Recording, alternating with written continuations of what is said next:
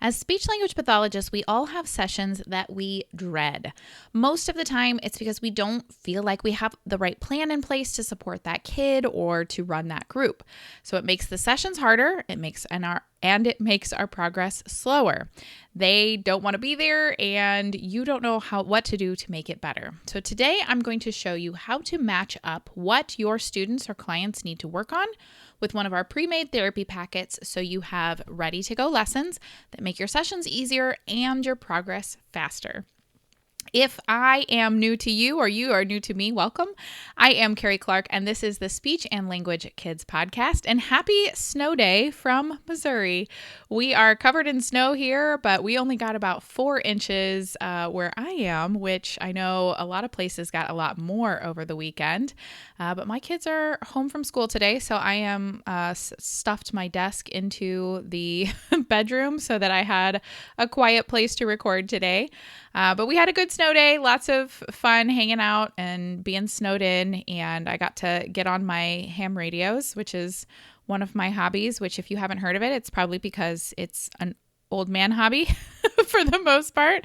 Not a lot of ladies in ham radio, but we got to get on the radio, my son and I did, and we talked to some of the local ham radio operators about what snow they were seeing and got to report in, so that was really fun. All right, so let's talk about our caseload makeover. It is January, hence the snow, and we are doing a caseload makeover this month for all of my listeners here on the podcast and my subscribers over at the SLK Curriculum. And so we started off last week with a caseload audit. So if you missed that, one of the podcast episodes from last week was Caseload Makeover number 1. And so with our caseload audit, I asked you to go through and check all of your clients and mark check boxes for how they were doing on progress, as well as what other things you needed for those clients. So some of those you marked as needing better materials. And I think that using the session dread gauge is a really good way to do this, because if you are dreading one of your sessions, one of your groups, one of your clients, and you just don't really enjoy those sessions, and every week you go, oh, what am I going to do with them? This is a good place to start. The ones that you are dreading the most are the ones where you need a better plan. If you had a nice, awesome, cohesive plan that was working and you were seeing progress, it would not feel so hard. Okay, so start with the ones that you dread, but that could also be, looking back on your caseload audit, the ones that you marked as needing better therapy materials. Those are the kiddos that we are going to work on today. Okay, so teaser, next week we're going to start on fast tracking your kids that are close to dismissal and getting some of those off your caseload that have been lingering. But today we're going to work on making sure that you just have the materials you need to keep everyone moving forward towards their goals, while you then go in and work on streamlining some of these other things, such as these dismissals and things that need to happen. Okay, so what we're going to do is we're going to plan and prep your next month of therapy all at once, so that you have extra time next week to work on some of these other tasks I'm going to ask you to do in terms of streamlining. So if you are if you have a subscription to our SLK curriculum, there is a planning page that you can grab right there on the landing page when you first come in. But we're going to choose one skill for each client for this next month to work on. So if you're watching this as it comes out, it is right at the end of January. So you could do this planning for the month of February.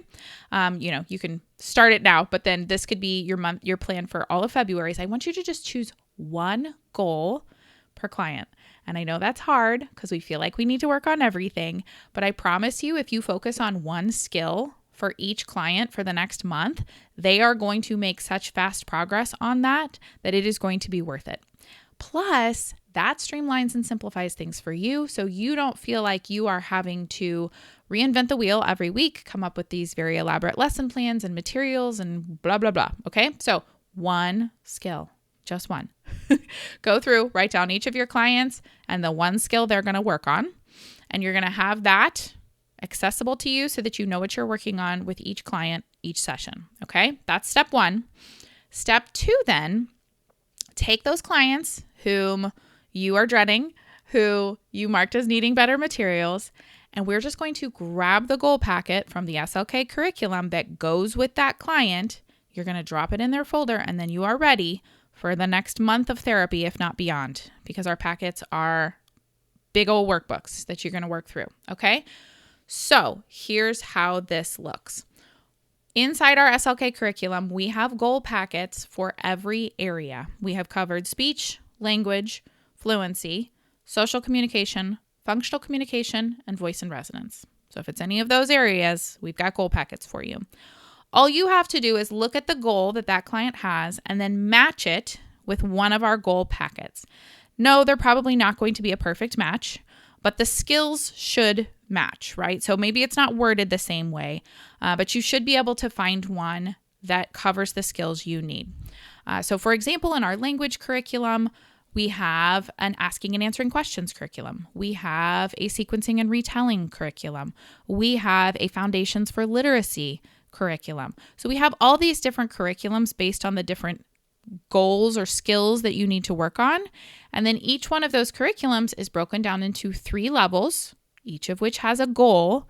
And those are going to be at different levels of challenge. So there's a beginner level, an intermediate level, and an advanced level.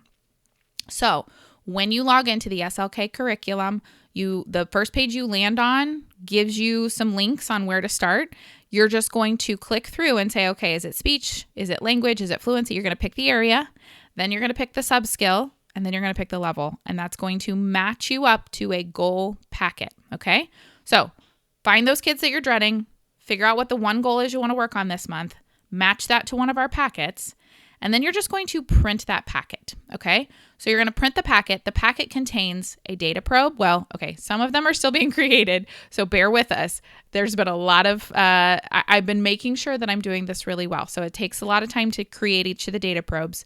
Some of the packets have data probes at this time. Some of them do not, but they will eventually all have those soon.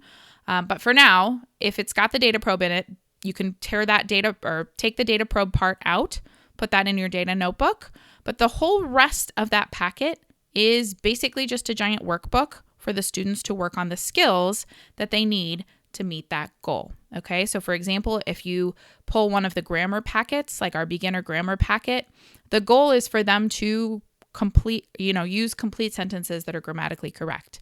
So each of the activities in the grammar packet workbook are different grammar skills. And so you'll go through and teach all these different grammar skills, which will get them to be able to produce grammatically correct sentences, right? So all the rest of that packet is just the materials you're going to go through. So what I want you to do is just print it out, staple it, drop it in the student folder. Okay, have a hanging file folder for each and every student, and you're just going to drop in a packet that best matches their goal, and that is going to give you all the materials you need to work on that skill and to address that goal over the coming sessions. Okay, I'm trying to think if there's any nuance to that. I have had some people say that they don't like having that much paper, which I get. I will tell you that paper is doing learning tasks on papers has been shown to have better learning outcomes. Kids learn better when it's on physical paper instead of a screen. However, I get that that's not always feasible. So if you don't want to do that, you can also just pull up the packets on your tablet. They are PDFs. So you can just pull up the PDFs on your tablet. It'll just open in a new window or a new tab. And then you can, use them on the screen if that is what you prefer. But it does create a little bit of extra work because you have to go back and forth between client packets. You have to pull them up. You have to remember what page you were on.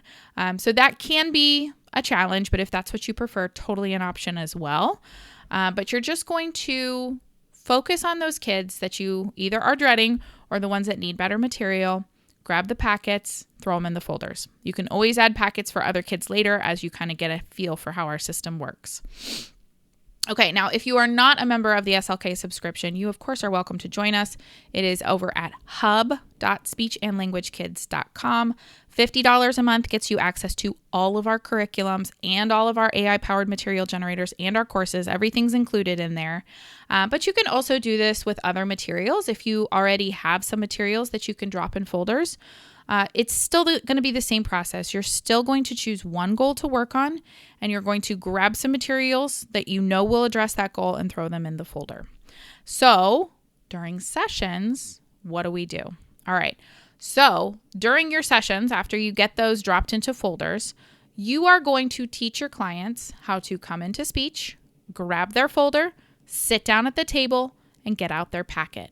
Whatever is the top page of the packet is what they're going to work on that day, okay?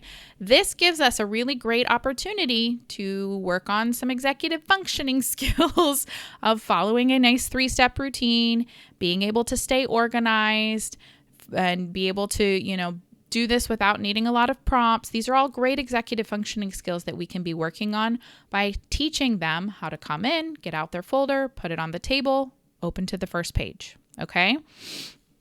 Then what you're going to do during your therapy is you are just going to work on whatever is on that top page until they can do it.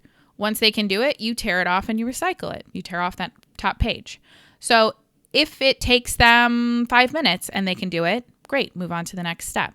If it takes 3 weeks, that's okay. You can keep working on that page until they can do it. Then we tear off and recycle it. It cannot get any simpler than that, guys. Now, if you have a group of students, if they're all working on the same thing, that's great. That makes it easier. But if not, this system still works really good because you can have each student have their own packet in front of them. And as you move from student to student, you say, okay, now you're working on this one, you have them practice, and then you move on to the next one, you have them practice, the next one, they practice, and you just rotate through. Because honestly, I don't know any client, student, child, teenager, or adult who can just sit there for 30 minutes and continue to practice a skill over and over and over and over and over and keep drilling, right? They need the breaks anyway. So it's totally fine to switch between clients in your group. And then you can either just have fidgets out on the table, something for them to play with when it's not their turn, or you can have some sort of like a board game going where they're taking their turn while you're working with the next student. Just something to keep it so they're not just sitting there bored, right? But that's it. You're just going around and practicing whatever's on their page, and you just go through. And then you don't have to plan and prep the next session because it's literally just once they finish that, you pull off that page and do the thing that's on the next page. Okay, it's all laid out for you. All of these skills laid out in a nice progression that works their way to mastery of that goal. Now, if you are working with a client on a page and it's taking a while for them to master the skill that's on that page, you can also use our AI-powered material generators to generate extra practice materials. So you don't need to go to Teachers Pay Teachers and find more activities to teach the same thing. Teach it the same way. Use the same teaching materials that you have in front of you, but then just get extra practice materials by using AI, because AI allows you to generate a word list, a picture, a reading passage, whatever it is you need, tailored to the exact level of that skill they're working on. And you can even customize it to their interests. So they love Minecraft? Awesome. Make it a Minecraft reading passage, okay? So we have the AI-powered material generators inside our curriculum. You can also use ChatGPT or any of the other ones. They all can do this. You just have to know what to ask for and to craft your prompt to make sure that it gives you some materials that you can use for what skill you're working on. But those are things that you can do during your session. You don't have to plan that ahead of time. You don't have to go create things ahead of time. You just ask your ChatGPT or your AI-powered material generator, whatever you're using. You just ask that right in the middle of the session. And then you can also get your clients involved by saying, hey, what's your favorite topic? What do you want to talk about today? What should we ask the AI to create? And then you're just embedding the skill into the thing that the student is creating. Okay? So that's it. That's what we're doing this week to help streamline your sessions for the next month so that you can go through some of these other steps to clean up your caseload. The whole point of this is we want slimmer, streamlined caseloads by the end of this winter, right? So if we can get everybody on a really great therapy packet plan right now, where you have all of the materials they're going to need for the next month or two inside their folder, then you can spend some of this time looking at, okay, these kids that are close to dismissal, How can we get them to where they need to be? How could we look at stepping down their services so that maybe we're not doing direct services, but we're supporting in the classroom? What are the next steps and how do we move through that process? We're going to need some time to do that. So getting your therapy packets figured out now so you don't have to do any more planning or prepping for the next month or two of therapy, that's going to be key. Okay, so that's your assignment if you want to participate in our caseload makeover this month. Next week, I will be coming back at you with our fast tracking dismissals, but we'll have some other podcast episodes in the mix here for the rest of this week. I've also started trying to make videos for YouTube Shorts. Social media is not my strong point, but I know that that's where a lot of people are hanging out and getting information. So I want to provide that to you guys as well. So if you haven't checked me out there, go over to YouTube. I am just Carrie Clark. I think maybe speech language pathologist or something like that. Just search Carrie Clark and find me and follow me, and you can check out some of my shorts that I've been doing as well. All right, I'm excited for the caseload makeover. Let me know if you need any help, and we'll see you on the next episode. Bye for now.